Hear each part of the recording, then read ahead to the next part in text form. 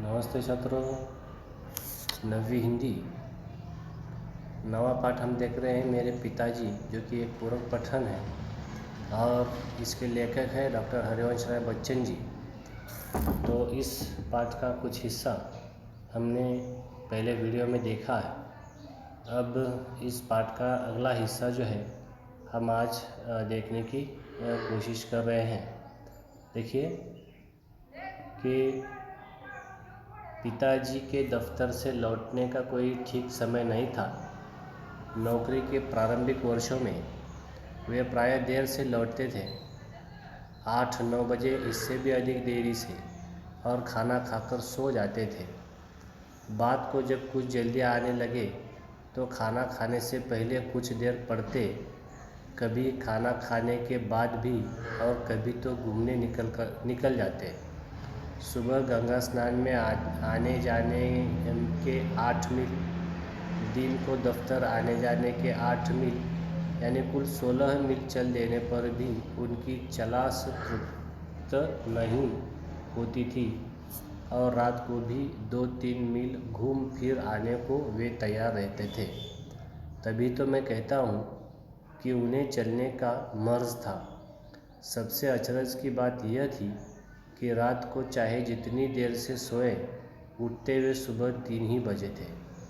उनका कहना था कि नींद लंबाई नहीं गहराई मांगती है, यानी कम घंटों की गहराई भी गहरी नींद ज़्यादा घंटों की हल्की नींद का काम कर देती है। उनके इस फार्मूले के प्रति विश्वास ने मुझसे अपनी नींद पर कितना अत्याचार कराया है, इसे सोचकर कभी कभी मैं कहता हूँ कि जब मैं मरूँ तो मुझे 7-8 दिन तक यूँ ही पड़े रहने देना। इस असंभव की कल्पना भर सुखद है, क्योंकि मुझे अपने जीवन की बहुत सी रातों की नींद पूरी करनी है। तो देखिए, लेखक अपने पिताजी के और एक स्वभाव के बारे में बता रहे हैं कि जब वे 8-9 बजे दफ्तर से आ जाते थे, प्राय वे देर से दफ्तर से लौटते। प्रारंभ नौकरी के उनके प्रारंभिक वर्षों में वे प्रायः देर से ही लौटते थे, 8-9 बजे, या फिर उससे भी अधिक समय उन्हें दफ्तर से आने में लगता, और आकर के खाना खाकर सो जाते थे। लेकिन बाद में कुछ जल्दी आने लगे तो खाने से पहले कुछ पढ़ने का उनका शौक़ था, और खाना खाने के बाद फिर घूमने के लिए निकल पड़ते। तो देखिए कि उनका दिनक्रम हमने देखा कि पहले 3 बजे उठ कर के वे 3:30 बजे गंगा नदी में नहाने के लिए जाया करते थे, जो उनके मकान से 4 मील दूर था। तो जाने आने में 8 मील तो उनकी पैदल चलना होता था। उसके बाद दफ्तर जो है उनका घर से, वो भी 4 मील दूर था। तो वो जाना आना 8 मील, ये 8 और वो 8, 16 मील जो है वो ऐसे ही चला करते थे, पैदल ही चलते थे। और उनका दिनक्रम यही था कि 16 मील जो है तो वे चलते ही रहते थे और कभी थकते नहीं थे। तो कभी कभी देर से उठते, देर से सो जाते थे, लेकिन उठते वह 3 बजे ही थे। तो उनकी इस आदत का लेखक पर भी इस तरह से प्रभाव पड़ा कि लेखक की भी नींद जो है बहुत कम लेखक सोया करते थे। और अपने पिताजी की तरह, जो कि पिताजी इस तरह से सोचते थे कि नींद का गहरी होना ज़रूरी है, ज़्यादा होना ज़रूरी नहीं है। और हल्की नींद जो है अगर ज़्यादा भी लोगे तो उसमें से आपको समाधान नहीं मिलेगा, लेकिन अगर थोड़ी भी हो और नींद गहरी हो तो वो नींद जो है आपकी पूरी मुकम्मल हो जाएगी। तो इस फार्मूले से लेखक कहते हैं कि मैंने भी अपनी नींद पर काफ़ी सारा अत्याचार जो है किया है, क्योंकि मैं कभी कभी तो सोचता हूँ कि मैं इतना कम सोया हूँ कि अगर मैं मरूँ तो मुझे 7-8 दिन तक यूँ ही पड़े रहने देना। तो इस तरह से मैं लोगों को मरते वक्त कह दूँगा कि मुझे 7-8 दिन ऐसे ही सो लेने दो, पढ़ लेने दो, क्योंकि मुझे नींद जो है बहुत कम मिली है। क्योंकि मेरे पिताजी भी जो है बहुत कम सोया करते थे, और उनसे मैंने यह आदत सीखी है कि नींद का ज़्यादा होना ज़रूरी नहीं, नींद का गहरा होना ज़रूरी है। आगे देखिए, समय की पाबंदी की जो उत्कटता उन्होंने अपनाई थी, उनके निभाने के लिए घर के लोगों का सहयोग आवश्यक था। तो जिस तरह लेखक कह रहे हैं कि समय की पाबंदी जो मेरे पिताजी ने निभाई थी, अपनाई थी, तो उसे निभाने के लिए घर के लोगों का सहयोग भी आवश्यक था। अगर घर के लोग सहयोग ना करते तो वे समय की पाबंदी नहीं अपनाते। उन्हें सेंस ऑफ टाइम मतलब वक्त का अंदाज़ देने के लिए पिताजी ने अपनी नौकरी के पहले वर्ष में एक आराम घड़ी खरीदी और लाकर दालान की तिकोनिया पर रख दी। तो सेंस ऑफ टाइम जो है उनका मतलब वक्त का अंदाज़ और वक्त पर सब काम करना, यह उनका बहुत ही अच्छी आदत जो थी उनकी थी। और जब वे नौकरी पर जाया करते थे तो नौकरी के पहले वर्ष में ही उन्होंने एक आराम घड़ी खरीदी थी और लाकर में घर पर टीपॉय पर रख दी थी। अब यह घड़ी नहीं थी, विक्टोरियन युग की थी।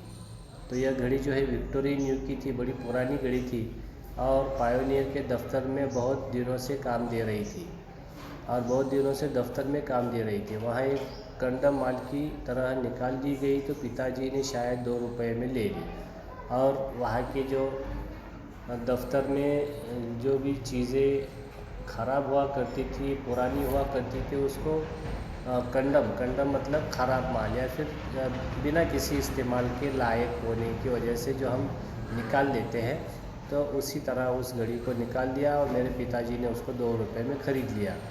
और वह घड़ी जो है लेखक कहते कि बहुत बेहया साबित हुई, क्योंकि थोड़ी बहुत सफाई के बाद वह चलने लगी और अब तक चल रही है। और उसमें 7वें दिन उसमें चाबी देनी पड़ती थी और अलार्म भी बजाती। अगर उसको हर 7वें दिन चाबी दी गई तो वह चलती भी थी और अलार्म भी बजाती थी। तो उसके कभी घड़ी साज के यहाँ जाने की मुझे याद नहीं।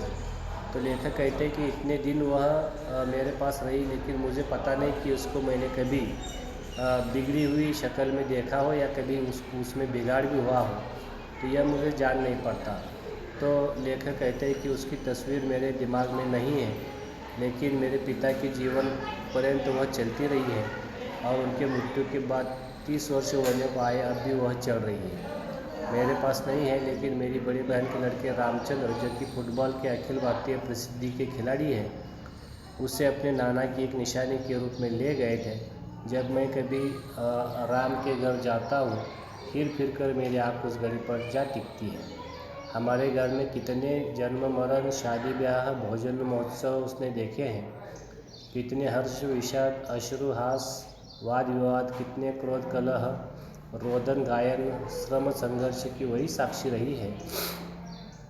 मेरी माँ अक्सर कहती थी कि नाम तो एकर आराम घड़ी है, पर न खुद आराम करत है, न केहू का आराम कर ही देते है।